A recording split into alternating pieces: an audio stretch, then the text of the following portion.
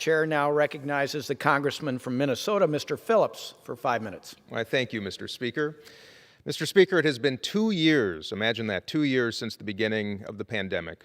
2 years marked by hardship that none of us had ever known and hope we never know again.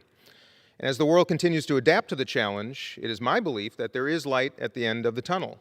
Yet as we continue to push towards that optimism, we are reminded every single day that the pandemic is not over. It's not over for us. It's not over for the nurses and doctors who tend to our sick.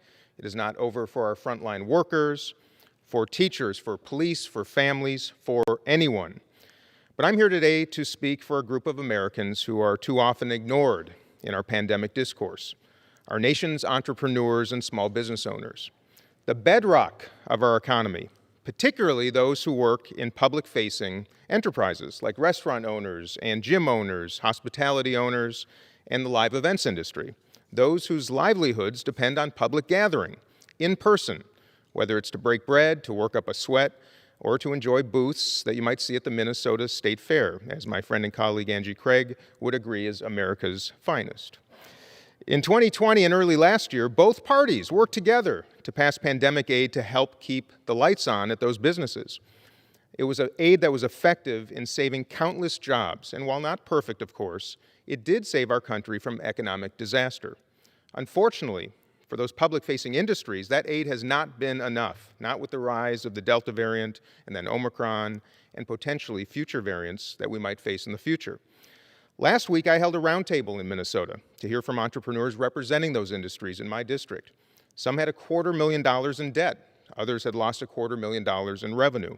Some had taken out government-subsidized emergency loans from the programs that we in Congress created. But others were left out entirely. They told me that between the pandemic and the supply chain and inflation costs that the pandemic has wrought, that those old relief programs are simply not enough. They need help, and they need it now. It is our job, and it is not done yet. The cost of congressional inaction is real. Small business owners across America are dipping into their personal savings and taking on significant debt. In Minnesota alone, almost 60% of restaurants have taken on debt during the pandemic, with an average of over $500,000 per restaurant. Even in the best of times, it's a tough industry, particularly difficult right now. We all know what will happen if we don't pass relief soon. Many of those restaurants will close, and many of their staff will be unemployed. Too many small business owners are simply running out of hope. And that's where we come in. I'm encouraged by comments made by the president and lawmakers in both parties that there is an appetite to solve the problem and provide relief. In fact, I secured a commitment from Speaker Pelosi not long ago that a targeted relief package would get a vote on the House floor, which is an important step.